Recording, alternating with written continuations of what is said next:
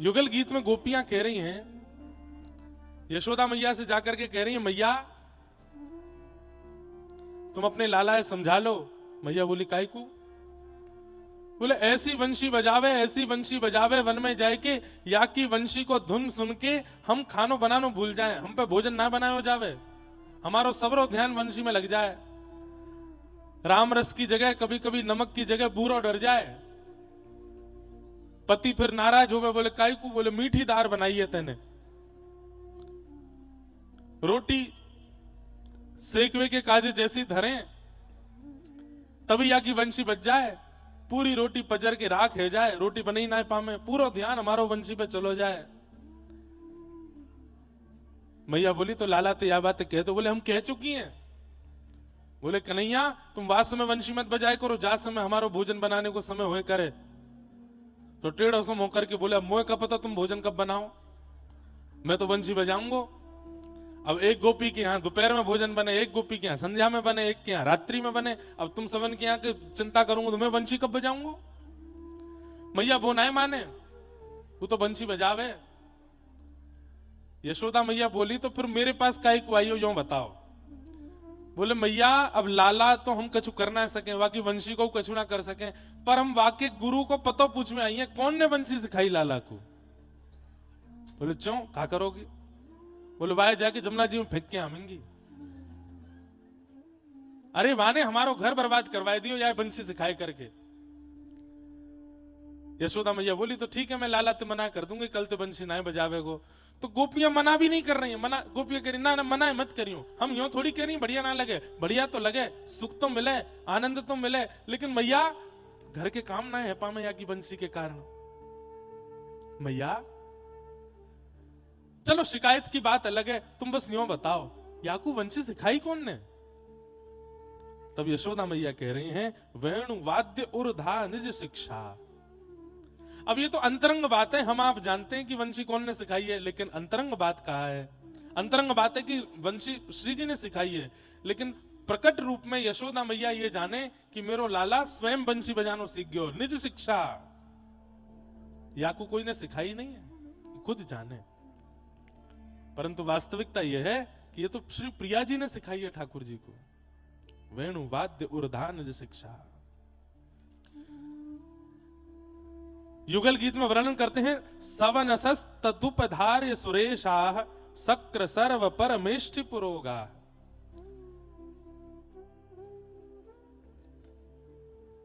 अभी कौन सा राग चल रहा? आसावरी। आसावरी महाराज जी आसावरी और काफी को कछु में काफी बजा रहे। ये काफी राग होरी को राग है, होरी हमारे यहाँ यही में गाई जाए। ब्रज में होरी मचाई हमें ऐसी होरी सुहाई, ब्रज में होरी मचाई। हमारे ब्रज में साल भर काफी ना गाए हो जावे को, लेकिन होरी में काफी ही राग गाए हो जावे। अब भैया ये राग रागनी आनो तो बहुत अच्छी बात है, नहीं आवे तो कोई बात ना है, पर आ जाए ना तो इन रागन से ठाकुर जी की प्राप्ति बड़ी सहज है जाए। हमें तो ऐसा लगे महाराज जी ने महाराज जी को ठाकुर जी की प्राप्ति भैया जटेरी धाम में, और ये ठाकुर जी की प्राप्ति कैसे भैया? आप या को कहां मानोगे?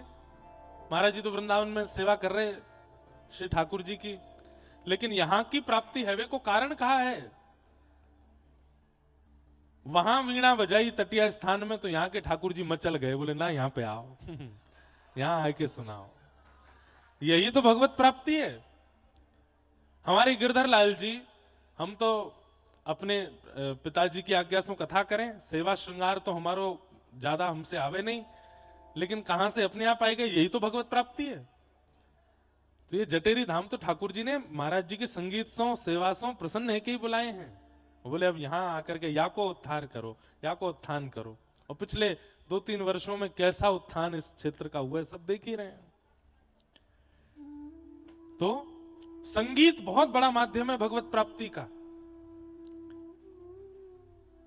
यशोदा मैया कह रही हैं बोले मेरे लाला ने स्वयं सीखी है। तो यहां पर कह रहे हैं कि जब ठाकुर जी वंशी बजाते हैं ना महाराज जी, तो जैसे संध्या को राग बजे, रात्रि को राग बजे, दिन को राग बजे, सबके राग हैं। सुबह को राग भैरव है, भैरवी है, रात्रि को राग कौन सा है? आसावरी राग, आसावरी। शाम को, रात्रि को तो वो है बिहाग। ठाकुर जी जाए सुन के सो में। तो अगर ठाकुर जी सुबह को राग बजा रहे हैं संध्या में, तो सूर्य दोबारा उदय हो जाते हैं। क्यों? ठाकुर जी सुबह को राग बजा रहे हैं। और अगर ठाकुर जी भोर में रात्रि को राग बजा रहे हैं, तो अभी अभी सूर्य उदय भयो, तुरंत अस्ताचल को चलो जाएगो, चंद्रमा आवेगो। क्यों? ठाकुर जी रात्रि को राग बजा रहे हैं, सवनस राग बजाते हैं। मतलब सूर्य चंद्रमा बिल्कुल तैयारी कर लें, जैसे ही ठाकुर जी वेणु लेकर के अपने अधर पर धारण करें, सूर्य सूर्य चंद्र में लड़ाई है जाए, कौन सा राग बज रहा है। और केवल इतना ही नहीं, यहां पर वर्णन करते हुए कह रहे हैं, सक्र सर्व परमेष्टि पुरोगा कवय आनत किंदर चित्ता। सरस्वती जी और ब्रह्मा जी आकाश मार्ग में कान नीचे की ओर करके ध्यान से सुनते हैं ठाकुर जी की वंशी को, और सुनकर के नए नए रागों की रचना करते हैं। स्वयं संगीत की अधिष्ठात्री सरस्वती जी ठाकुर जी की वेणुवाद्य को सुनकर के रागों की रचना करती हैं। सोचो ठाकुर जी कैसी वंशी बजावे, सामान्य नहीं है। ठाकुर जी की वंशी वादन होते ही गैया चारा चरना भूल जाती है। बछड़ा बछिया जिनको दुनिया की कोई ताकत नहीं रोक सकती दूध पीने से, अपने मैया के थन में मुख लगा करके जैसे ही दूध पीना शुरू करते हैं, ठाकुर जी की वंशी सुनते ही वहीं रुक जाते हैं। गिरिराज जी के पर्वत पिघलने लग जाते हैं, आकाश में बादल स्तब्ध हो जाते हैं, सूर्य चंद्र अपनी गति भूल जाते हैं, सारे वृक्ष जो जड़वत खड़े थे सब नीचे की ओर झुक जाते हैं। अरे कहां तक कहें, यमुना जी का जल जो बह रहा है प्रवाहित, वो स्तब्ध हो जाता है, रुक जाता है।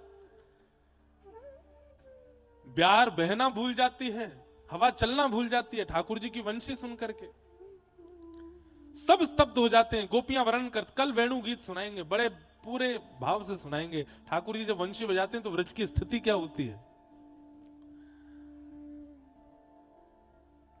तो जब ठाकुर जी वंशी बजाते हैं तब क्या दिखता है कि आकाश मार्ग में खूब सारे विमान प्रकट हो जाते हैं। यहाँ इंद्र का विमान है, वो ब्रह्मा जी का विमान है, ये वरुण देव का विमान है, ये उनका विमान है, और सब विमान में बैठ करके अपने सब परिवार ठाकुर जी की वंशी सुनने आते हैं, सारे देवता। एक दिन मधुमंगल श्रीदामा ने देख लिए, लाला तू जब बंशी बजावे तो हमने देखी है ये सोने सोने जैसे विमान चमके ऊपर थे, और ऊपर थे 4-4 भुजा वारे, 5-5 मोह वारे, सबरे देवता नीचे की ओर देखें। लाला तेने गोपीन को चित्तहरण कियो, गैयान को चित्तहरण कियो, अब तो तेरी बंशी ने देवतान को चित्तहरण कर लियो है। ठाकुर जी बोले हम बे लाला इन क्यों कहते, बोले कहा इन्हें कछु दिना ब्रजमंडल में आए करके हमारे ब्रज की ने सेवा कर जाए, ये सब तेरी बंशी पे मोहित है गए, कछु दिना काजे इन्हें ब्रजमंडल में बुला ले। बोले का करवावे को, बोले 2 हाथन ते पाम दबावे में आनंद नहीं आवे, 4-4 हाथन ते पाम दबावेंगे लाला, इन्हें बुला ले। और बोले हम माखन चोरी करके भाजे लाला, आगे ही दिखाई दे पीछे दिखाई ना दे, गोपी खाते आ जाए या ब्रह्मा पीछे रखेंगे, चारों दिशा ते देखते रहेगो, यहाँ ते गोपी आ रही है, वहां ते बंदर आ रहे हैं, इन्हें बुला ले, कछु दिना यहीं पे सेवा कर देंगे हमारी। हमने सुनी है वहां पे इंद्र पे ऐरावत हाथी है। बोले हाँ लाला, लाला फिर तो काम ही बहुत बढ़िया है जाएगा। बोले कहा ऊंचे छीके पे मटकी टंगी भई है, एक के ऊपर एक चढ़ना ना पड़ेगा, वह हाथी ही ले जाए करेंगे गोपिन के घर में, वही मटकी उतार उतार के दे करेगो। मतलब आप सोच रहे हैं, हम आप सब लोग अगर किसी बड़े व्यक्ति के संपर्क में आते हैं तो हमारा व्यवहार क्या होता है, हमारा स्वभाव क्या होता है कि उससे कोई बड़ा काम कराएं। लेकिन इतने भोले हैं ब्रजवासी कि देवतान के संपर्क में आकर के भी करवाएंगे माखन चोरी ही, याते आगे जा नहीं रहे। ब्रह्मा जी ते 4 मुखंते ही दिखवाएंगे कि देखियो कहीं तो गोपी नहीं आ जाए, हम चोरी कर रहे हैं। लाला सबरे देवी देवता तेरे बंशी के सुनवे के काजे देख कैसे प्रकट है जाए आकाश में। एक दिना ललिता विशाखा मार्ग में मिल गई तो सबरे सखा बोले अरे तुम बड़ी इतराई करो, वह बरसाने बारी के संग में रह रहे करके खूब आकी जय जयकार करो, चवण उड़ाती चलो आगे पीछे, तुम्हें अभी पता ना है हमारे लाला के कौन कौन से संबंध हैं, कौन कौन से संपर्क हैं। बोले कौन ते संबंध है भैया, कौन ते संपर्क है? का मुंह बता दे, चल तू मत पूछे, तू जानती हुई ना होगी उनके नाम। ललिता विशाखा बोली यार काय को इतरा रहो, बता दे। बोले ब्रह्मा ना है, ब्रह्मा? बोले हाँ। 4 मोहवारो? बोले हाँ। ब्रह्माणी के साथ आवे लाला की वंशी सुनवे। वो इंद्र ना है, एरावत हाथी वारो? बोले हाँ। लोटो डोला लाला के पीछे। सबरे देवी देवता हाथ जोड़े खड़े रहे बाकी आगे। हमारे लाला जैसो संगीतकार या व्रजमंडल में कहा पूरे ब्रह्मांड में नहीं है। स्वयं सरस्वती कलम स्याही लेकर के आवे और लाला जब बंशी बजावे ना तो उन सबरे स्वरन को लिख ले अपने पास में। ललिता विशाखा बोली बस कर दे, और कितनी लंबी चौड़ी फेंकेगा? यो होवे त्यों होवे, यो करे त्यों करे। अरे तू तो कहेगी तुम्हारे बरसाने में कुछ संगीत तो जाने ना है, या हमारे लाला ते चिढ़ के ऐसे बोल रही है। ललिता विशाखा बोली अभी तू जाने ना है, अभी सबने बंशी सुनी है, अभी हमारी प्रिया जी की वीणा ना सुनी तुम लोगों ने। ज्यादा ना सुन लोगे, बंशी तोड़ के फेंके आओगे जमुना जी में, और पूरे दिन हमारी प्रिया जी के पीछे पीछे रहोगे। तो मधुमंगल श्रीधाम बोले तो लगी शर्त, एक दिन है जाए आमने सामनो, हमारो लाला बंशी बजावे, तुम्हारी प्रिया जी वीणा बजावे। बोले करो। सखान के, सहचरीन के, सखीन के सुख के लिए ही तो ठाकुर जी लीला करते हैं। श्री प्रिया प्रियतम की जितनी भी लीलाएं आप लोग सुनते हैं कथा में, ये लीला उनके मन की नहीं है। वे एक दूसरे के प्रति प्रतिस्पर्धा या एक दूसरे के प्रति, कल हम लोग सुन रहे थे स्वामी शेरदास जी से कही कि बताओ दोनों में बढ़िया नृत्य कौन ने किया। ये प्रतिस्पर्धा, होड़ा होड़ी, ये प्रिया प्रियतम में आपस में ना होवे, ये तो मोय और आपको और उन सखीन को सुख देवे के काजी ठाकुर जी करें। एक से एक पद हैं होड़ा होड़ी के। एक चौसर खेलवे को पद है, वहां में चौसर खेल रही हैं श्री प्रिया जी, और दाव पे कछु लगवाए हो जाए, और मुंह को पद याद आ जाएगा तो सुनाऊंगा। ठाकुर जी ने अपनी पीतांबरी पहले दाव पे रखी और श्री प्रिया जी चौसर में जीत गई, पीतांबरी प्रिया जी ने ले ली। सगी बोली अरे लाला एक और बार खेल ले, एक और बार। बोले अब कहा लगाऊं दाव पे? बोले अब अपनी बंशी लगाए थे। बोले बंशी ना लगाऊंगा, मुकुट लगाऊंगा। बोले हाँ, मोर मुकुट लगाए थे। मोर मुकुट लगाया, उसको प्रिया जी ने वो जीत लियो। अंत में आई बंशी। ठाकुर जी बोले मोह तो लगा शाम तक पूरा ही लुट जाऊंगा मैं। वास्तविकता क्या है, जो जो प्रिया जी जीतती जा रही हैं वो धारण करती जा रही हैं। पीतांबरी जीती तो पीतांबरी पहन ली, मोर मुकुट जीतो तो मोर मुकुट धारण कर लियो। अब सब सखी कह रही हैं हे प्रिया जी सुख तो तब मिले जब मोर मुकुट भी आ गए और पीतांबरी भी आ गई, न कर्म वंशी हो रह जाए, या वंशी को रखवाओ दाव पे। अब वो पद बहुत सुंदर है, छलबल जीती श्यामा, अष्ट सखान को पद है, छलबल जीती श्यामा पर। कोई छल करके ललिता विशाखा ने ऐसी कोई कछु कियो कि श्री प्रिया जी वंशी जीत गए, और जैसे ही वंशी अपने कर कमल पर धारण करी, सबरी सखीन ने श्री प्रिया जी की जय जयकार करी। ठाकुर जी निकुंज बाहर कर दिए। बोले कावे हो, मोह बाहर का कर रहे हो? बोले मोर मुकुट ना है, कटकाचनी ना है, पीतांबरी ना है, वंशी ना है, तुम हमारे मदन मोहन ना हो, तुम हमारे श्याम सुंदर ना हो, चलो जाओ बाहर रहो। अब ठाकुर जी डोल रहे निकुंज के बाहर, कैसे भीतर जाए कि अपनी वंशी लेकर के आऊं। जा वंशी मोरे प्राण बसत हैं, सो वंशी लीन चुराई, अब राधे रानी दे डारो वंशी मोरी। तो श्री प्रिया जी और ठाकुर जी में होड़ा होड़ी है रही है। आज ठाकुर जी वंशी बजा रहे हैं और सामने वीणा लेकर के श्री प्रिया जी विराज रही हैं। तभी ठाकुर जी ने जैसे वेणु वादन करना शुरू किया, आकाश मंडल में सबरे देवता प्रकट है गए। मधुमंगल श्री राम बोले ए ललिता देख ऊपर, देख वो ब्रह्मा, देख वो इंद्र, अरे देख वो वरुण देव है, वो देख वो वारो देवता, ये वो देवता। आकाश में सबरे देवता प्रकट है गए महाराज, जय जयकार करने लगे। सबरे अपने आप ही पुष्प तोड़ के लिया बनते लाला के ऊपर उछाले सबरे ग्वाल बाल, हमारे लाला की जय हो, नंद के लाला की जय हो, जय जयकार करें। ललिता विशाखा आदि सब सखी बोली है गयो?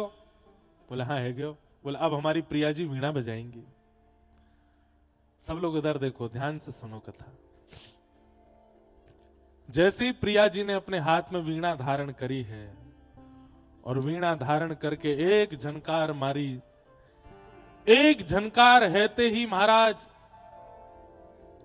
आकाश को भेदन है गयो, और भेदन हेते ही जो देवी देवता आकाश में खड़े है करके सुन रहे, वे सब अपने विमान से नीचे लुढ़क करके पृथ्वी पर आए करके खड़े है गए। सबने आकर के श्री प्रिया जी के चरणन में नतमस्तक है गए, नाग रिगड़न लगे, सरस्वती नृत्य करने लगी, श्री ब्रह्मा जी जय जयकार करने लगे। अरे यहाँ तो ग्वाल बालन ने पुष्प वर्षण कियो, आकाश में गंधर्व प्रकट है गए, श्री प्रिया जी के ऊपर पुष्प वर्षा करने लगे। अरे अभी वीणा बजाई नहीं है, केवल एक उंगली से झंकार मारी है, तब ये हाल है गयो। और की तो छोड़ो, सामने एक शिला पर बैठे बैठे ठाकुर जी भी नतमस्तक है के नीचे हाथ जोड़ करके बैठ गए। जय हो श्यामा जी की जय हो, प्रिया जी की जय हो।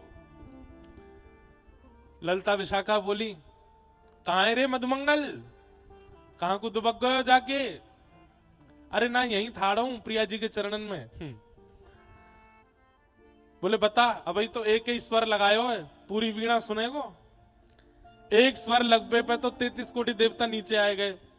पूरी वीणा अगर सुनाई दी ना तो ब्रह्मलोक कौन सो है, भूलोक कौन सो है, रसातल कौन सो है, पता नहीं चलेगी। सबरे सबरे एक है जाएंगे। ये हमारी प्रिया जी है, ये हमारी लाडली जी है। पर वास्तव में यहाँ में विजय प्रिया जी की है नहीं, ठाकुर जी की है। क्यों? ठाकुर जी ने वीणा सिखाई है भैया। तस्मात् पुत्रम शिष्येत पराजयेत। गुरु का और पिता का एक स्वभाव होता है, वो दुनिया से जीतना चाहते हैं पर अपने शिष्य से हारना चाहते हैं। ठाकुर जी भले ही वेणु वादन में, संगीत में प्रिया जी की वीणा के आगे हार जाते हैं, पर जब प्रिया जी जीतती हैं तो ठाकुर जी और आनंदित होते हैं। क्यों? त्रेता में हम जब राम थे, हमने ही तो वीणा सिखाई इनको, हमारी सिखाई हुई वीणा ही तो आज ठाकुर जी आज ये बजा रहे हैं।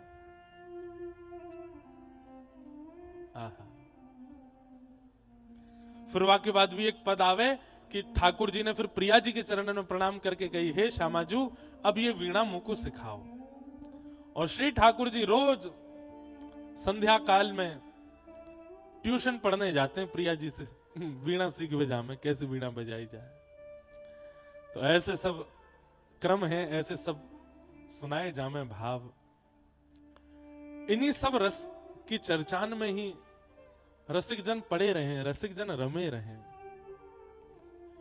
आज महाराज जी जब वीणा बजा रहे तो मन में भाव आयो कि यही वीणा सुनवे के काजे ठाकुर जी ने आपको यहाँ जटेरी धाम बुलायो है, आपको यहाँ पर आमंत्रित कियो है।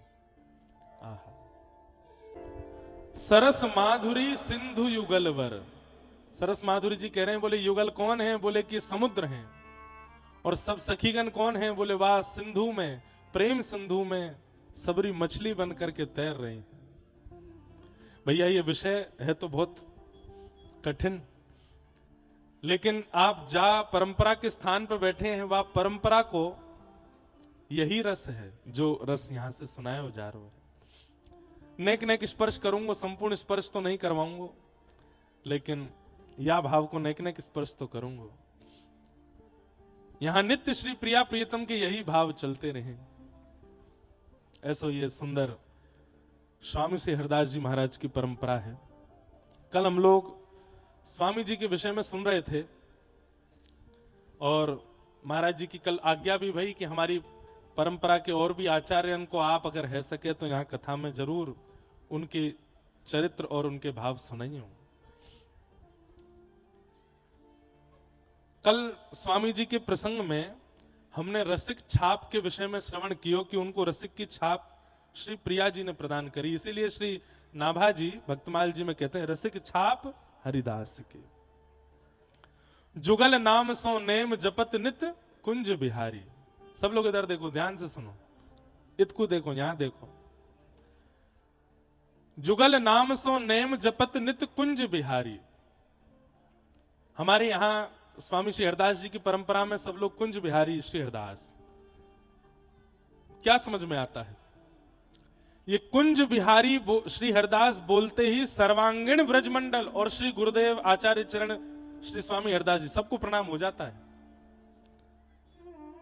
कुंज बोलते ही वृंदावन को प्रणाम, कुंज बोलते ही यमुना जी को प्रणाम, कुंज बोलते ही गिरिराज जी को प्रणाम। ये सब कुंज हैं। कुंज बोलते ही कामवन को प्रणाम, कुंज बोलते ही बरसाने को प्रणाम, कुंज बोलते ही सर्वांगीण 84 कोस कुंज के अंतर्गत आ जाता है।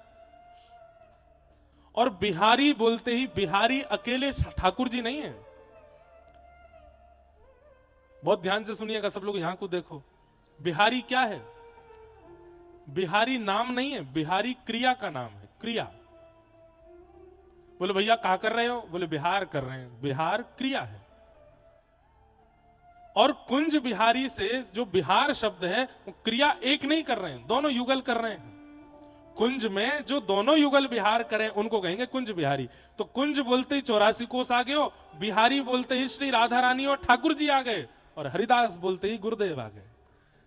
कुंज बिहारी श्री हरिदास बोलते ही आप सर्वांगीण 84 कोस व्रजमंडल और आचार्य चरण सबको प्रणाम कर लेते हो। प्रिया प्रियतम भी आ गए, संपूर्ण व्रजमंडल भी आ गए हो, यमुना जी भी आ गई, गिरिराज जी भी आ गए, और गुरुदेव भगवान भी आ गए। बड़ी रहस्यात्मक बात है ये। राधे राधे बोल रहे हो तो अकेले श्री जी को प्रणाम कर रहे हो, जय श्री कृष्ण कह रहे हो तो केवल ठाकुर जी को प्रणाम कर रहे हो, जय श्री वृंदावन कह रहे हो तो अकेले वृंदावन को प्रणाम कर रहे हो, लेकिन कुंज बिहारी श्री हरिदास कह रहे हो तो 84 कोस व्रजमंडल, प्रिया प्रियतम और आचार्य चरण सबको प्रणाम हो रहा है। कुंज बिहारी। तो अब या को भाव, अब मैं 1 जनवरी को आयो जटेरी पहली बार, छोटे छोटे बच्चा पास के गांव के सब के माथे पे हमारो हरिदासी तिलक, और सब कुंज बिहारी श्री हरिदास सब श्री हरिदास करें। या को अर्थ आज जान लियो, कुंज बिहारी श्री हरिदास जितनी बार बोलो समझ लियो उतनी बार संपूर्ण व्रजमंडल को प्रणाम कर रहे हो आप। तो युगल नाम सो नेम जपत नित कुंज बिहारी। महाराज जी हमने थोड़ा बहुत पढ़ के एक बात अनुभव करी कि स्वामी श्री हरिदास जी महाराज कभी भी प्रिया जी को राधा रानी नहीं बोलते, स्वामिनी जी ही बोलते हैं। हमारी हरिदास परंपरा में, और व्रज को जो बहुत जानने लग गए हैं, व्रज जो आने लग गए हैं, तो बाहर के भी लोग हैं, व्रज में बहुत आवागमन है गयो है, तो वो स्पष्ट श्री राधा रानी नहीं बोलेंगे। हाँ, जाप कर सके राधा नाम को, लिख सके राधा नाम को, लेकिन वो कभी भी ये नहीं कहेंगे कि कहां ते आए, बोले बरसाने ते आए राधा रानी को दर्शन करना। अगर सच में ब्रजवारो है या ब्रज से स्नेह करने वालों है तो वो तो कोई और संबोधन लगाएगा। कहां से आए? वो लाडली जी को दर्शन करके आए हैं, स्वामिनी जी को दर्शन करके आए हैं, प्रिया जी को दर्शन करके आए हैं। स्पष्ट नाम राधा नहीं बोलेगा। क्यों? स्पष्ट नाम बोलवे को अधिकार, आप जाप कर सकते हो, आप ध्यान कर सकते हो राधा नाम का, पर बोल नहीं सकते। क्यों? स्पष्ट नाम बोलवे को अधिकार ठाकुर जी को। अरे मैं और आप तो सामान्य व्यक्ति हैं। श्री सुकुमूर्छित भय मास सट जब यह नाम उच्चार्यो। श्री सुखदेव जी महाराज, श्री सुखदेव जी महाराज राधा नाम बोलते ही 6 महीने की समाधि लग जाती है उनकी। ऐसे श्री सुखदेव जी महाराज जब स्पष्ट राधा नहीं बोल पाते, तो हम आप सब लोग अगर बोल पा रहे हैं तो अभी हमारा इतना व्रज से संबंध भयो नहीं है। व्रज से संबंध, संपर्क और भाव स्थापित जादना है जाएगो। वादना प्रिया जी बोलन लगोगे, वादना श्यामा जी बोलन लगोगे, वादना लाडली जी बोलन लगोगे, राधा रानी नहीं। राधा हम गावें, हम जपें, वो बात अलग है, पर संबोधन तो फिर प्रिया जी या श्यामा जी को ही होगा। तो हमारे श्री स्वामी हरिदास जी ने कभी राधा रानी नहीं कही, हमेशा श्यामा जी। अब हमारे हित संप्रदाय में तो श्री राधा नाम ही सब चले, कहां नहीं चले, सब जगह चले, पर वहां पर भी आचार्य चरण श्री राधा स्पष्ट नहीं, स्वामिनी जी बोलेंगे जरूर, प्रिया जी बोल, और हित संप्रदाय में तो और बढ़िया बोले कहा श्री जी। दोनों युगल को श्री जी ही बोलते हैं, ठाकुर जी भी नहीं बोलते। वहां राधा वल्लभ जी को भी श्री जी बोलते हैं, प्रिया जी को भी श्री जी बोलते हैं। कौन है? बोले श्री जी। कहां जा रहे हैं? बोले श्री जी के दर्शन करवे जा रहे हैं। कहां जा रहे हैं? बोले श्री जी के पास जा रहे हैं। कहां को प्रसाद? बोले श्री जी को प्रसाद है। श्री जी बोलते ही मतलब श्री राधा वल्लभ जी को प्रसाद है। तो ये बड़ी अंतरंग बातें, और ये होता है बंधुओं, प्रेम जब अपनी स्थिति को प्राप्त होने लगता है तो आप स्पष्ट उच्चारण बंद कर देते हो। आप पहली बार दीक्षा लेते हैं तो दीक्षा लेने के बाद कोई पूछे आपके गुरुदेव का नाम क्या है, तो आप नाम बोल देते हो, हमारे गुरुदेव परम पूजनीय वहां के वो महाराज जी हैं। अच्छा, लेकिन जैसे जैसे आपकी दीक्षा और दिन निकलते जाते हैं, गुरुदेव से संबंध बनता जाता है, तो आप फिर कान भी पकड़ना शुरू कर देते हैं, सिर झुकाना भी शुरू कर देते हैं। परम पूजनीय प्रातः स्मरणीय उनका नाम नहीं बोलते, फिर क्या बोलोगे? श्री तटीय स्थान वाले पूज्य महाराज जी, मलुक पीठ वाले पूज्य महाराज जी, जटेरी धाम वाले पूज्य महाराज जी, गोरीलाल कुंज वाले महाराज जी, केली कुंज वाले महाराज जी। आप स्थान से उनका नाम बोलने लगते हैं। इसका मतलब क्या है? स्पष्ट नाम उच्चारण। अत्यंत प्रेमी व्यक्ति स्पष्ट नाम उच्चारण नहीं करता। और यह शास्त्रीय बात भी है। पत्नी का नाम, पति का नाम, पत्नी का नाम उच्चारण ब्याह के कुछ दिन बाद तो हो सकता है आप करो, कुछ दिन तक, पर उसके बाद आप संबोधन में कुछ और बोलने लगोगे। या तो बेटे के नाम से उसकी मम्मी सुनो, या फिर कोई और भाव से बुलाने लगोगे। इसलिए पत्नी का नाम स्पष्ट उच्चारण नहीं करना चाहिए, शास्त्रीय बात है। पत्नी को पति का नाम स्पष्ट उच्चारण नहीं करना चाहिए। तीसरा कहते हैं स्वनाम, अपना नाम भी बार बार नहीं बोलना चाहिए। अपने नाम का उच्चारण भी बहुत नहीं करना चाहिए। स्वनाम उच्चारण नहीं करना चाहिए। इसलिए हमारे संत जनों से सीखो। हमारे व्रजमंडल में बोलेंगे कि दास को निमंत्रण मिल गया, दास जल्दी योजना बनाएगा, ऐसे व्रज के लोग बोलते हैं, वृंदावन के। अपने आप को दास बोलेंगे। तो जैसे महाराज जी को फोन आया, हाँ भैया कब तक आ रहे हो? मैंने कहा महाराज जी दास इतने बजे तक पहुंच जाए। वो अपना नाम नहीं, दास बोलेंगे। और वहीं अयोध्या के लोगों से आप मिलोगे, चित्रकूट अयोध्या के, तो वो कैसे बोलते हैं? अपने राम को बहुत तेज भूख लगी है, नेक का छुपाएंगे, अपने राम प्यासे हैं, अपने राम सोनो चामे, अपने राम कहीं जानो चामे, अपने राम वहां से आएंगे। मैं शब्द का प्रयोग भी नहीं करते हैं अत्यंत रसिक जन लोग। मैंने वासे कही, मैं वहां गयो, मैं वहां ते आयो ना, दास वहां गयो, दास वहां ते आयो। अपने राम वहां गए, अपने राम वहां से आए, अपने श्याम वहां गए, अपने श्याम वहां से आए, ऐसा भाव रखते हैं। तो पत्नी का नाम, पति का नाम, स्वनाम और गुरुदेव का नाम और बड़े पुत्र का नाम, ये उच्चारण करने के लिए शास्त्रों में निषेध बताया गया है। और होता क्या है? गुरु के प्रति अपराध लगता है नाम बोलने से, भजन घटता है। अपना नाम बोलने से अहम बढ़ता है। पत्नी का या पति का नाम बोलने से और पुत्र का नाम बोलने से आयु क्षीण होती है, उनकी आयु घटती है। इसलिए ये नाम उच्चारण नहीं करने चाहिए। हमारा प्रिया जी से इतना स्नेह है, हमारा श्री किशोरी जी से इतना भाव है, हम स्पष्ट नाम कैसे बोल सकते हैं? और स्पष्ट नाम बोलने का अधिकार ठाकुर जी का है। हम तो श्री प्रिया जी, हम तो श्री किशोरी जी, ऐसे। हाँ, कीर्तन में गाओ, भजन में गाओ, नाम में जपो, पर जब किसी से चर्चा करो तो प्रिया जी कहो या स्वामिनी जी कहो। युगल नाम सोनेम जपत नित कुंज बिहारी। स्वामी जी नित्य कुंज बिहारी यही जपते रहते हैं, यही भजते रहते हैं, और कुछ नहीं। अवलोकत रहे केली सखी सुख के अधिकारी। और नित्य क्या करते हैं? श्री प्रिया प्रियतम की केली का ही चिंतन करते हैं। कल हम लोग अनुभव कर रहे थे, नित्य प्रिया प्रियतम की केली का ही चिंतन करते रहते हैं। एक बड़ी प्रसिद्ध कथा है, आप सबने पता नहीं सुनी कि नहीं। एक बार एक बहुत बड़ा व्यक्ति लाहौर का खूब महंगा वाला इत्र लेकर के आया, और उसके मन में भाव था कि मैं श्री बिहारी जी प्रकट हुए वृंदावन में, उनको अर्पित करूंगा।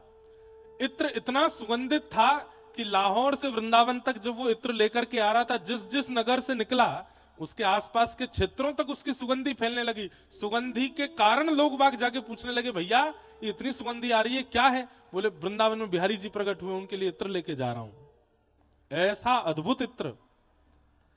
निधिवन राज में पहुंचे तो वहां सेवकों ने बताया, ठाकुर जी तो अभी राजभोग आरोग रहे हैं, तुम यमुना तट पर चले जाओ, वहां स्वामी श्री हरदास जी को पहले प्रणाम करके आओ। स्वामी जी मानसी में विराजमान थे, नेत्र बंद करके यमुना तट पर बैठे थे। भक्त ने जाय करके प्रणाम कियो। स्वामी जी मानसी में चिंतन कर रहे हैं, नित्य केली का चिंतन। आज प्रिया प्रियतम क्या विहार कर रहे हैं, क्या विचार कर रहे हैं।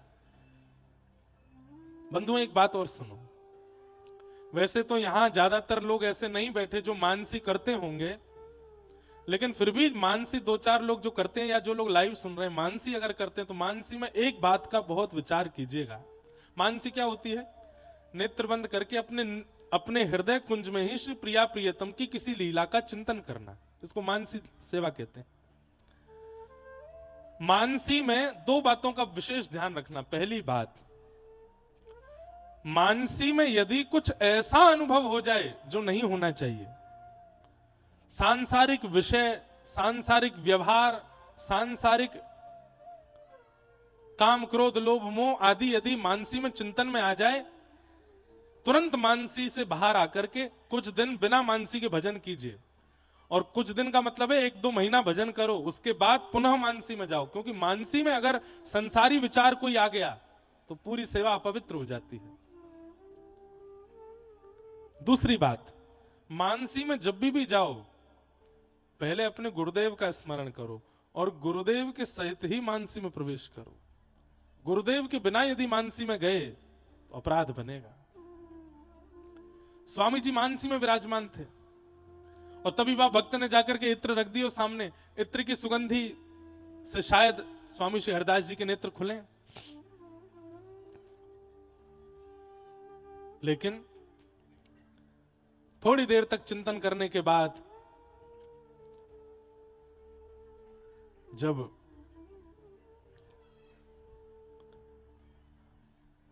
मानसी कर रहे हैं स्वामी श्री हरदास जी, जय हो,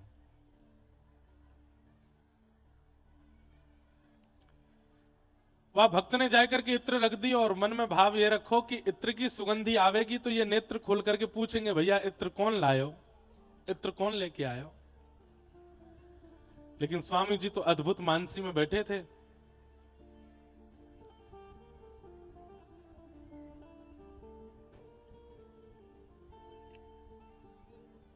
जय जय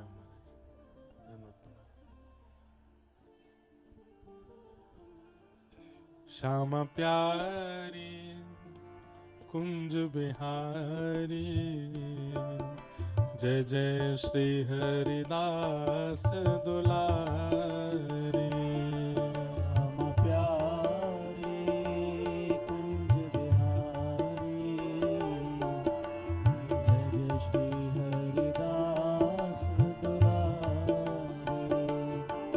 श्याम प्यारी कुंज बिहारी, जय जय श्री हरिदास दुलारी। श्याम प्यारी कुंज बिहारी, जय जय श्री हरिदास दुलारी।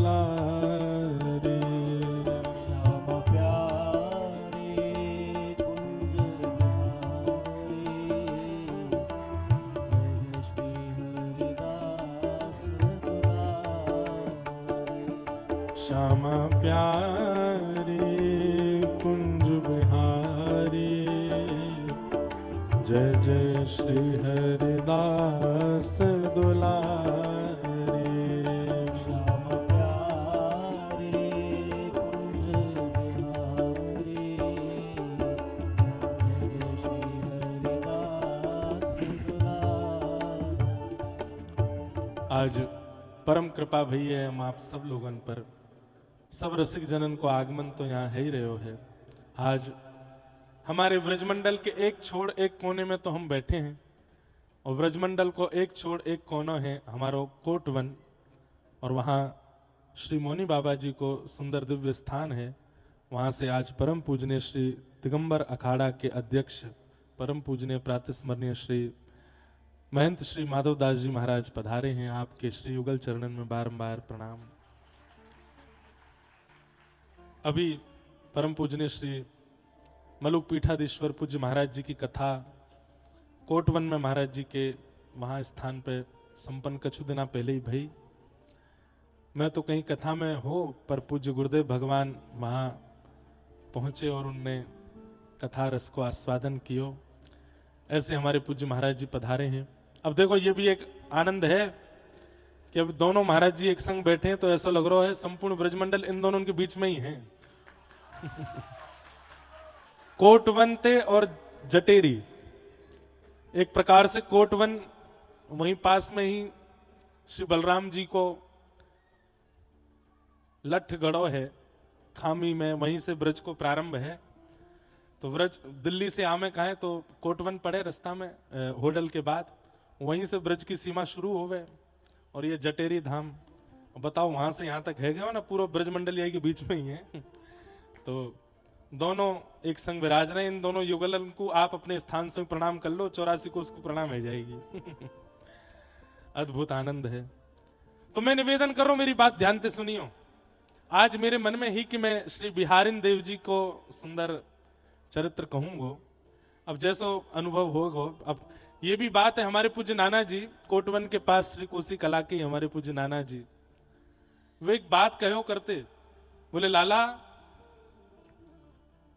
कछु चिंतन करके गयो और वो कथा में यदि नहीं प्रकट भयो तो यही मानना चाहिए कि अभी वो आचार्य चरण कह रहे हैं कि मैं आज नहीं, मैं कल परसों में आऊंगा। और यदि कोई चिंतन करके नहीं गयो और वो कथा में सहज प्रकट हो जाए तो समझियो कि वे आचार्य चरण आकर के कथा में विराज गए हैं, इसलिए उनको भाव प्रकट है रहे हो। तो स्वामी श्री हरदास जी को चरित्र हमने कल थोड़ा सा कह ही दियो, लेकिन आज मन भयो कि आज भी थोड़ी बहुत तो बात कह दें। तो यहाँ को मतलब है कि स्वामी जी विराज रहे हैं जटेरी धाम के, या उत्सव को आनंद सुख ले रहे हैं, या हमारे स्वामी जी को ही भाव चल रहा है। और या बात पे आपको भरोसा करना पड़ेगा, ना करो तो कोई बात ना है, पर करना तो पड़ेगा कि स्वामी जी विराज रहे हैं तभी। नहीं तो मैं अभी ग्रंथ जो खोल के बैठो, देखो अभी भी सामने रखी है अनन्य मुकुटमणि स्वामी श्री बिहारिन देव जी की वाणी, मैं यही खोल के बैठो। और एक पद वो बाबा खोल के दे गए मुंह को, कौन सो मैं तो भूल और गो, एक पद खोल के दे गए, मतलब बिहारिन देव जी कह रहे नहीं नहीं आज स्वामी जी को आन दो, कल आऊंगा मैं। तो अवलोकत रह केली सखी सुख के अधिकारी, नित्य श्री प्रिया प्रियतम की केली का अवलोकन करते हैं। अवलोकन भी किसमें करते हैं? मानसी में करते हैं। मानसी का मतलब क्या होता है? आसन लगाए, आंख बंद करके बैठे, ना धूप की चिंता, ना ताप की चिंता, ना भूख की चिंता, अपने अंतःकरण में, अपने अंतः चित्त में ही आप एक अद्भुत झांकी का अवलोकन कर रहे हो। तो लाहौर से एक भक्त इत्र लेकर के गयो स्वामी जी की, बिहारी जी की सेवा के काजे, लेकिन बिहारी जी के राजभोग है रहे, तो कोई सेवक ने कह दी पहले स्वामी जी को प्रणाम कर आओ श्री यमुना जी पे जाए करके। अब वो भक्त यमुना जी पे जैसी आयो तो स्वामी जी यहां मानसी में बैठे हैं। मानसी में बैठे भाई स्वामी जी को देख करके, अब वो कहा जाने की मानसी कहा हुए, वाहे तो बस लोभ अपनो एक कहमे ना कि हम कछु करें तो वाको हमें प्रदर्शन करने की इच्छा ज्यादा होवे। वाके मन में तो ये भावो कि जो इत्र में लेके आया हूं, या इत्र को देख करके स्वामी जी प्रशंसा कर दें और सबके सामने वाहवाही कर दें तो वाते मेरो काम बनेगो। स्वामी जी ध्यानस्थ बैठे हैं, इत्र खोल के वाने वहां सामने धर दियो। यहाँ स्वामी जी ध्यान में बैठे बैठे, मानसी में बैठे बैठे, अचानक ते जन कहा भाव आयो और आसपास अपनो हाथ घुमाने लगे। और जैसे ही वो इत्र हाथ में आयो, वह इत्र को पकड़ करके, वह पात्र को लेकर के संपूर्ण इत्र जमुना जी में उछाल दियो, पात्र सहित इत्र जमुना जी में फेंक दियो। वो जो भक्त इत्र लेके आयो, वाक्य तो सबरे अरमानन पे पानी फिर गयो। बोले कैसे बाबा जी हैं, इतनो महंगो इत्र लाहौर ते चल के लेके आयो मैं, बिहारी जी के अंग ते स्पर्श तो भयो नहीं, जमुना जी में प्रवाह कर दियो, सबरो बर्बाद कर दियो मेरो इत्र। थोड़ी देर बाद स्वामी जी की मानसी जब पूर्ण भई, नेत्र लाल हैं, आंखन में धीमो धीमो छोटे छोटे अश्रु बिंद हैं, मानसी की ऐसी कोई लीला अनुभव करके आए हैं। भक्त ने बड़े बेमनते प्रणाम करी। स्वामी जी बोले आएगा भैया, दर्शन किए बिहारी जी के? नहीं अभी नहीं किए। जाओ जाके करके आओ, पहले बिहारी जी को प्रणाम करो फिर चर्चा करेंगे। उठ के चलो गए। निधि वन में जैसे ही प्रवेश किए, निधि वन के कोने कोने से वही सुगंधी आ रही है इत्र की, जो इत्र माने स्वामी जी के सन्मुख रखो है, वही सुगंधी आ रही है। और जैसे ही जाके सघन कुंज में विराजमान श्री कुंज बिहारी लाल जी को, श्री बांके बिहारी जी के दर्शन किए तो कहा पायो, सिर के मुकुट से लेकर के नीचे चरणन के नख तक संपूर्ण वह इत्र में बिहारी जी स्नान कर रहे हैं, संपूर्ण इत्र वहां पर पड़ो है। अब वाह को दिमाग घूमो भैया, ये तो इनने वहां जमुना जी में डाल दियो। अच्छा, इत्र की भी एक खास बात होती है। इत्र की सुगंधी भले ही एक जैसे कितनी बार इत्र ले लो, पर एक शीशी में जो इत्र है वाकी सुगंधी दूसरी शीशी में नहीं आवेगी। भले ही एक ही, अब खसको है, शमामा है, हिना है, थोड़ी थोड़ी परिवर्तित हो गए। कई बार आप लोगों ने भी अनुभव किया होगा, जैसे मंदिर से कोई इत्र प्रसादी मिली, वाकी सुगंधी की तुलना आप 10 साल है गए आते भाई, वैसी इत्र की सुगंधी आज तक नहीं आई। कभी कभी इत्र अद्भुत आ जावे। सुगंधी व्यक्ति विस्मृत नहीं करता। लाहौर से आयो व्यक्ति बोलो ये कोई और सुगंधी नहीं हो सकती, है वही सुगंधी है जो इत्र में लेके आया था, पर उन्होंने जमुना जी में डाल दिया तो भीतर कैसे आ गए हो, बिहारी जी को कैसे लग गए हो। दौड़ करके जमुना जी गए हो, स्वामी जी के चरणन में जाकर करके प्रणाम कियो, और प्रणाम करते हुए कहने लगो, हे महाराज, मैंने इत्र आपके चरणन में अर्पित कियो, आप तो आंख बंद करके आंख मूंद के बैठे, आपने वो इत्र जमुना जी में फेंक दियो, पर वो बिहारी जी तक कैसे पहुंचो। जो सामग्री जमुना जी में डाल दी वो बिहारी जी पे कैसे आएगी, मुंह को या को रहस्य बताओ।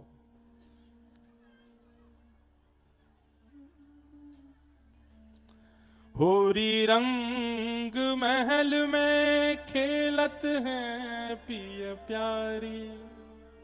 स्वामी जी बोले, अरे तू आए के बैठो, वास्तव में नेत्र बंद करके मानसी को चिंतन कर रहे हो, और मानसी में श्री प्रिया प्रियतम दोनों होली खेल रहे, और होली खेलते भय श्याम सुंदर ने ऐसो चटक रंग डारो श्री प्रिया जी पे।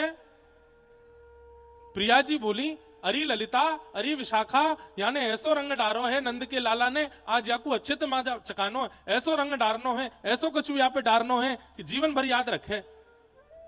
और मोए आज्ञा दी, बोले तू जल्दी जा, जल्दी कछु लेके आ, ऐसो ऐसो गाढ़ो रंग लेके आइयो, ये कारो और कारो है जाए। मैं ढूंढवे निकसी।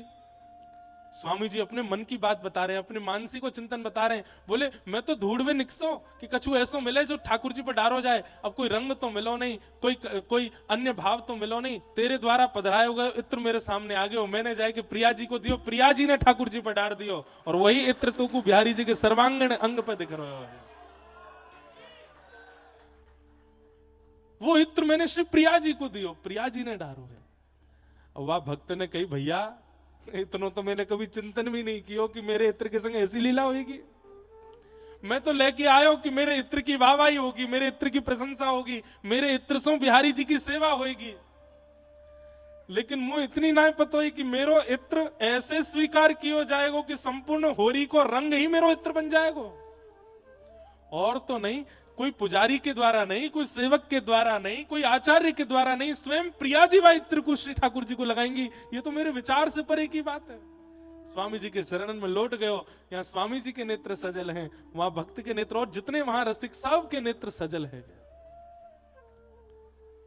अवलोकत रहे केल सखी सुख के अधिकारी, सदा अवलोकन करते रहे केली सुख को।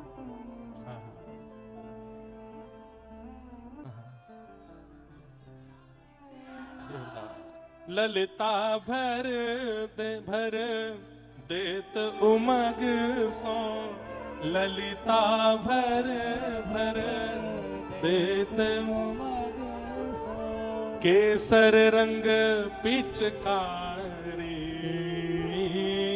केसर रंग पिचकारी, महल में खेलत है पिय प्यारी, महल में खेलत है। ऐसे स्वामी जी अवलोकत रहे केली सखी सुख के अधिकारी। वो सदा प्रिया प्रियतम की ऐसी लीलाओं में ही सदा उसी चिंतन में ही रहते हैं, उसी भाव में ही रहते हैं। उससे कभी बाहर उनका कोई और, किसी से कोई प्रलोभन नहीं, किसी और से कोई भाव नहीं। इसलिए स्वामी जी की परंपरा में आना ही बहुत बड़ी बात है। आप श्री हरिदासी हो, यह आपके लिए बहुत बड़े सौभाग्य की बात है। क्यों? हरिदासी परंपरा में श्री प्रिया प्रियतम के नित्य केली कुंज के सिवा और कोई चिंतन नहीं है। सदा वे सुखी रहें बस। अब इतने भाव हैं, वो सब तो बताते रहेंगे यहाँ पे। गान कला गंधर्व श्याम श्यामा को तोषे। श्री स्वामी हरदास जी महाराज गंधर्व नहीं है, गायक नहीं है। बड़े बड़े गंधर्व और गायकों का निर्माण जिनसे होता है वो स्वामी श्री हरदास जी हैं। उनके अच्छा, गायक कौन, गंधर्व कौन? जिसके गायन से, जिसकी कला से, जिसकी मधुर स्वर से व्यक्ति विशेष रीझता है, वो गायक है, वो गंधर्व है। पर जिनसे केवल प्रिया प्रियतम रीझते हैं वो स्वामी जी हैं, और वो उन्हीं के सुख के लिए गाते हैं। अन्य किसी को सुख देने का विचार स्वामी जी का नहीं है।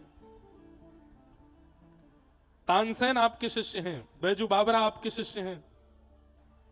अरे कहां तक कहें, सबको कथा पता ही है। रूप बदल करके आया था अकबर बादशाह ने, आकर के जब स्वर सुना, क्या कुछ प्रस्तुत करने को नहीं कह दिया स्वामी जी के चरणों में, लेकिन स्वामी जी ने एक स्वर नहीं गाया उसको प्रसन्न करने के लिए। कितना सुंदर भाव है। हमारा स्वर प्रिया प्रियतम के लिए है। ठीक ऐसी ही लीला श्री कुम्मन दास जी की आती है। अष्ट सखाओं, अष्ट छाप के कवि कुम्मन दास जी इतना सुंदर गाते थे कि एक नगर का राजा उनसे रीझ गया। उस नगर के राजा ने आधी संपत्ति तक चरणों में धरने का वचन दे दिया, लेकिन कुम्मन दास जी महाराज उससे एक ही बात बोल करके आए। बोले क्या? हम तेरे दरबार में आके गाय देंगे। इधर देखो, यहां देखो, 5 बज गए होंगे, बजे बारे हैं। गैया भैंस चर के आई गई होंगी लौट के, हैं? क्या कह रहे हैं? हाँ, हमें तो आ ही रहे हो, लेकिन मैया जन उठन लगे हैं तो फिर यूं लगे अब कहा करूं। अब बात तो यही कह रहे हैं यहाँ पे स्वामी जी। बोले तुम्हें उनकी काई को चिंता है, तुम अपने चित्त को सुनाओ ना कथा। श्री राधा हसन बिहारी लाल तो कहीं ना जामेंगे, वो तो यहीं बैठे हैं सामने ही। तो कुम्मन दास जी का एक चरित्र आता है कि कुम्मन दास जी भैरव राग बहुत अच्छा गाते थे। सुबह सुबह उठ करके, और गोविंद कुंड है गोवर्धन में, वहां जाकर के श्री कुम्मन दास जी बैठ करके प्रेम से गाते थे। फतेहपुर सीकरी को राजा आ गए हो, और वाने जैसे ही कुम्मन दास जी को स्वर सुनो, स्वर सुन करके बोलो वाह वाह वाह, 3 बार वाह वाही करी। कुम्मन दास जी ने वही समय प्रण ले लियो, जल हाथ में लेकर के गोविंद कुंड को बोले, कहा आज के बाद ये राग श्रीनाथ जी को कभी नहीं सुनाऊंगा। क्यों? जिनकी वाहवाही सुनवे के काजे गायो, उनने तो कभी करी नहीं। और ये एक नगर को राजा अपनी इंद्रिय सुख के काजे बड़े बड़े गंधर्वन को बुलाए करके गानो गवावे, यानी वाहवाही कर दी। अरे राग पूरा अपवित्र रह गयो, अब ठाकुर जी की सेवा के काजे ना बचो। आज भी बंधुओं, अब मैं पता ना क्यों राग रागिनी की महाराज जी वीणा लिया है, तब से राग रागिनी आ रही है बार बार। महाराज जी पुष्टि मार्गिन में आज भी दरबारी राग नहीं गाते, और आज भी हमारे कई वृंदावन के प्राचीन परंपराओं में दरबारी राग का गायन, जबकि इतना बढ़िया राग है दरबारी, बहुत अच्छा राग है, गाने में बहुत अच्छा लगता है, पर ठाकुर जी की सेवा में नहीं प्रयोग करते। क्यों? उसका नाम ही है दरबारी। वो राजाओं के दरबार में गाया जाने वाला प्रसिद्ध राग था, तो राजाओं के यहां उच्छिष्ट हो गया, इसलिए ठाकुर जी की सेवा में नहीं गाते, ठाकुर जी की सेवा में नहीं जाएगा।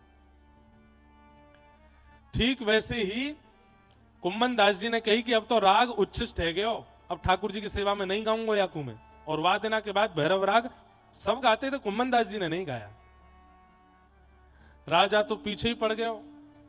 अब तो कभी पत्र भेजे, कभी सैनिक भेजे, कभी लोग बागन ने भेजे, पालकी भेज दे, रथ भेज दे कुम्मन दास जी के काजे कि आप आओ मेरे दरबार में आए के गाओ।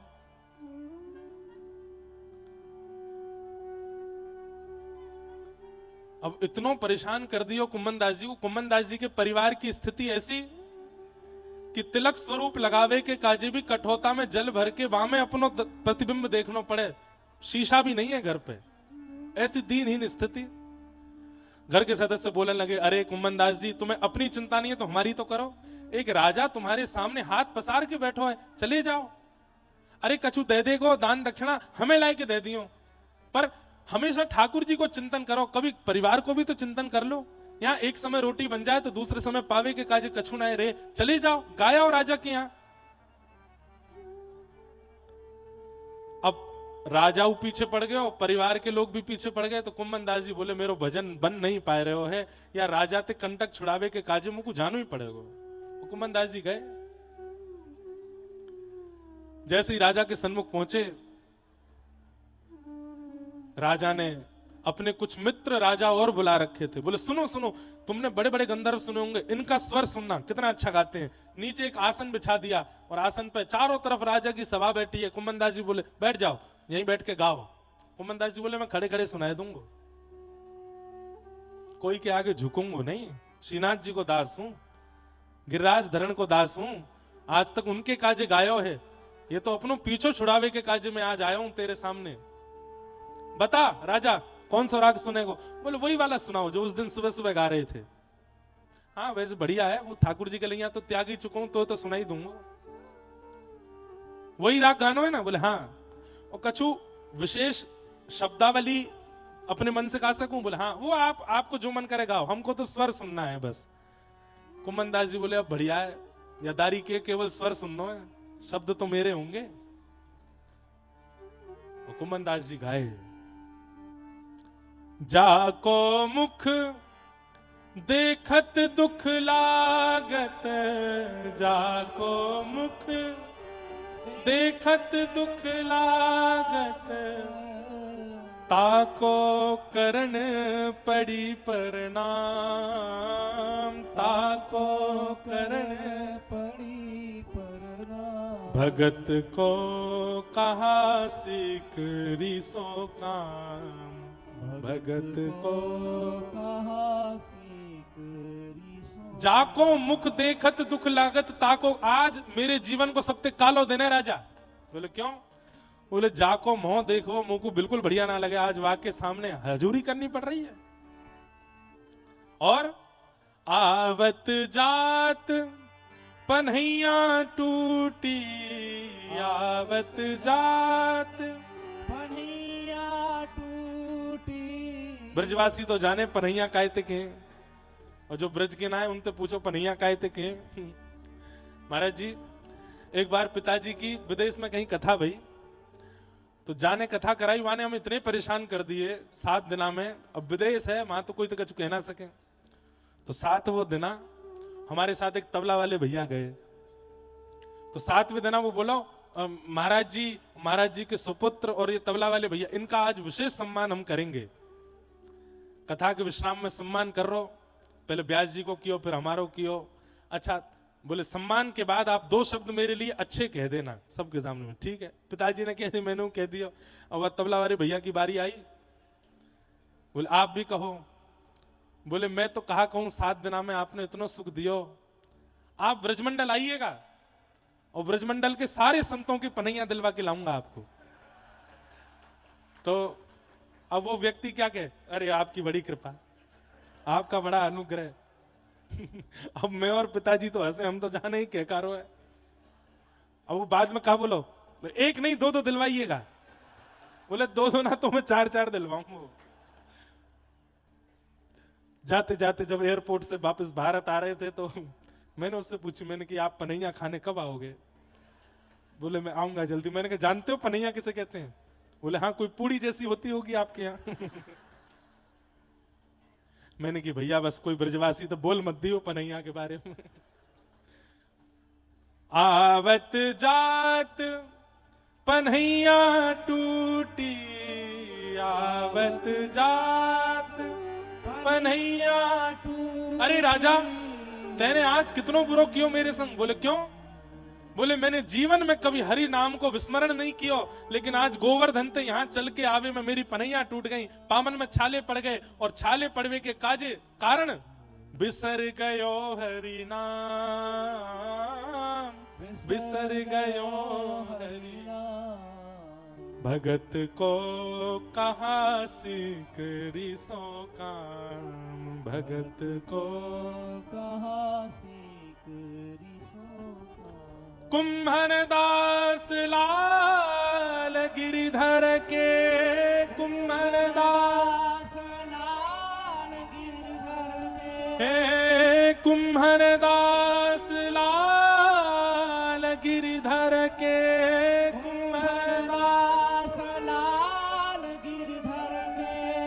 और न दूजो काम, और ना दूजो का हम पे और कछु आवे ना है भैया।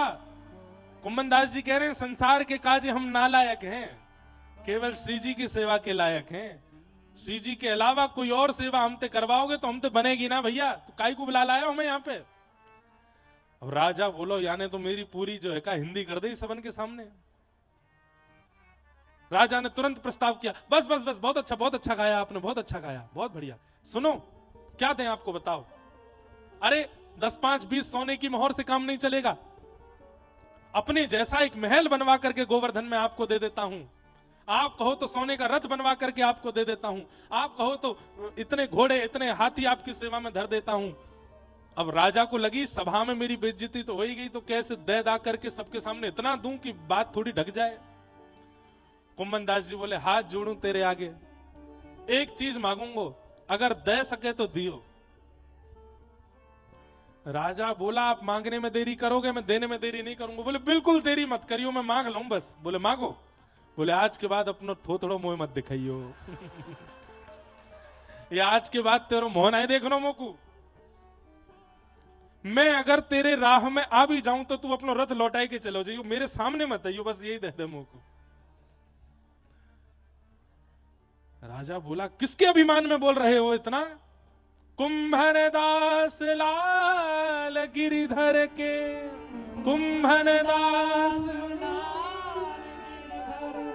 और न दूजो काम, और न दूजो का भगत को कहा सीख रिसो काम, भगत कहाँ से कुम्मनदास जी इतना कहकर के राजा के दरबार से निकले और गोवर्धन के लिए दौड़े हैं। और दौड़ करके आए और गिरिराज जी के ऊपर विराजमान श्रीनाथ जी के चरणों में आकर के इतना रोए, इतना रोए, इतना रोए।